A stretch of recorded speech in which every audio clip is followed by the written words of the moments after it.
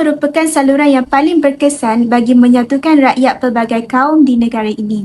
Sukan dapat dikenali sebagai aktiviti yang melibatkan pergerakan fizikal yang dilakukan bagi tujuan seperti pembangunan, pertandingan dan keseronokan. Bahkan, sukan juga merupakan aktiviti yang sihat dan menjadi galakan kepada umum, terutamanya kepada golongan belia.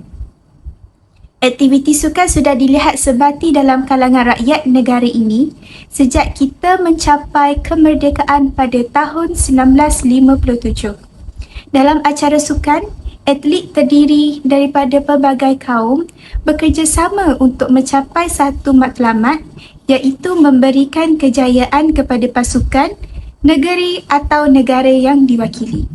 Bagi mencapai matlamat itu, soal perbezaan keturunan tidak langsung diambil kira kerana masing-masing mahu memastikan pasukan yang diwakili mencapai kejayaan.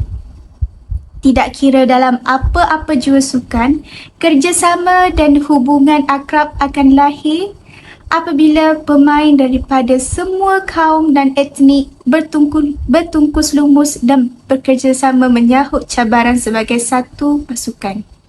Walau bagaimanapun, bukan setakat dalam kalangan atlet, malah peminat setia mana-mana sukan turut akan memberikan sokongan tanpa mengira bangsa. Dengan kata lain, sukan mampu menjadi wahana dan wadah yang dapat mengintegrasikan masyarakat berbilang kaum di negara ini. Terdapat 3 objektif, iaitu yang pertama, mengkaji pengetahuan masyarakat terhadap isu perpaduan dalam sukan. Objektif ini adalah untuk mengetahui sama ada masyarakat peka atau tidak tentang masalah isu perpaduan dalam sukan. Yang kedua, mengenal pasti faktor yang menyebabkan berlakunya isu perpaduan dalam sukan. Objektif kedua ini adalah untuk mencari sebab berlakunya masalah perpaduan dalam sukan yang sering terjadi. Yang ketiga, menganalisis kesan dan langkah yang menangani masalah perpaduan dalam sukan. Objektif ini adalah untuk mencari dan mengesan akibat serta cara untuk menyelesaikan masalah perpaduan dalam sukan ini. Assalamualaikum dan hai, nama saya Siti Nur Amira Zaidah Peti Samri, bernombor matrik 073663. Kumpulan saya telah menggunakan kaedah kuantitatif iaitu melalui borang soal selidik. Komuniti pilihan kami adalah mahasiswa UNIZA. Jumlah responden yang menjawab borang soal selidik adalah seramai 11 orang. Hasil dapatan bagi bahagian demografi responden, didapati bahawa responden kami terdiri daripada 3 bangsa iaitu Melayu, Cina dan India. Julat umur para responden ini ialah antara umur 15 tahun hingga 27 tahun. Terdapat 10 soalan yang perlu dijawab oleh semua responden bagi ketiga-tiga objektif kajian kami. Hasil dapatan menunjukkan bahawa 90.9% yang bersamaan dengan 10 orang sangat setuju dengan kenyataan dalam soalan 10. Sebaliknya, hanya seramai 5 orang iaitu 45.5% yang sangat setuju dengan kenyataan soalan nombor 7. Selain itu, untuk soalan nombor 3, 5 dan 8, jawapan responden hanya terhad kepada 2 pilihan jawapan, iaitu sangat setuju dan setuju. Walau bagaimanapun, peratus bagi pilihan sangat setuju adalah lebih tinggi daripada pilihan jawapan setuju. Isu perpaduan dalam sukan menimbulkan beberapa kesan kepada masyarakat dan kemajuan sukan. Antara kesannya, kemajuan sukan terhalang, penyisihan atlet-atlet berbakat dan mencetuskan perbalahan antara kaum. Isu perpaduan dalam sukan menyebabkan kemajuan sukan terhalang. Hal ini kerana sukan dimonopoli oleh kaum tertentu dan tidak berkembang secara keseluruhannya. Ini menyebabkan kaum lain tidak berpeluang mengambil bahagian dalam bidang sukan. Ini membawa kesan kepada menghalang kemajuan sukan ke peringkat yang lebih baik. Kesannya, atlet negara dipandang rendah oleh negara lain. Dengan ini, isu perpaduan dalam sukan dapat menghalang kemajuan sukan.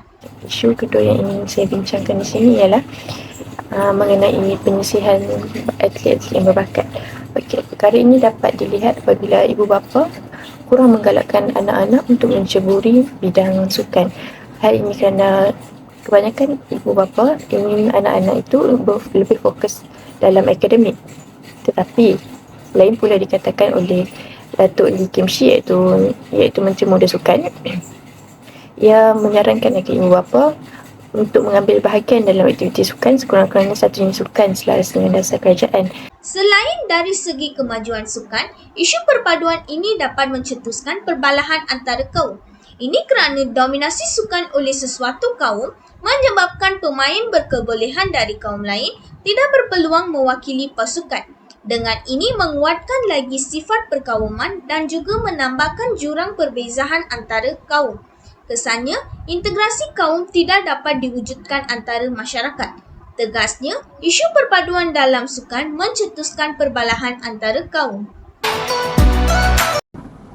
Seterusnya ialah refleksi dan solusi. Terdapat 3 refleksi dan solusi yang kami sediakan. Yang pertama ialah mendedahkan pelbagai sukan kepada semua kaum bermula dari sekolah. Yang kedua ialah membuka peluang kepada semua kaum untuk menceburi semua sukan. Dan yang terakhir ialah menggalakkan penglibatan semua kaum di dalam sukan. Kesimpulannya adalah dapat dirumuskan bahawa isu perpaduan di dalam sukan bukanlah lagi isu yang asing kepada umum. Sukan merupakan salah satu medium untuk merapatkan hubungan antara masyarakat, bangsa dan juga negara. Maka, sebarang aktiviti-aktiviti yang melibatkan kesukanan perlulah dibuka kepada semua kaum agar dapat mewujudkan semangat perpaduan antara penonton dan juga pemain. Sukan tidak pernah mengira latar belakang agama, kepercayaan maupun keturunan. Justru sokongan dan juga usaha daripada semua pihak adalah amat diperlukan untuk mewujudkan semangat perpaduan di dalam sukan. Dengan ini, imej negara di peringkat antarabangsa akan terjamin. Mulakan dengan berita gembira dari Sukan Commonwealth 2022 di Birmingham, England. Hasrat kontingen Malaysia untuk memenangi pingat emas ke-7 akhirnya berjaya ditunaikan pada hari terakhir semalam. Kilauan emas itu dijelmakan bergu wanita Pelitan dan Emtrina yang menewaskan pasangan tuan rumah Chloe Birch Lawrence Smith dengan straight sets pada aksi final. Peli dan Tina yang mempamer prestasi mengagumkan sepanjang tamasya ini sekali lagi tidak berdepan masalah untuk mendominasi acara bergu wanita. Ia juga gelaran ketiga berturut-turut Malaysia dalam acara bergu wanita yang sebelum ini dilakukan gandingan Vivian Ho, Chow Mei Kwan pada edisi 2014 dan 2018.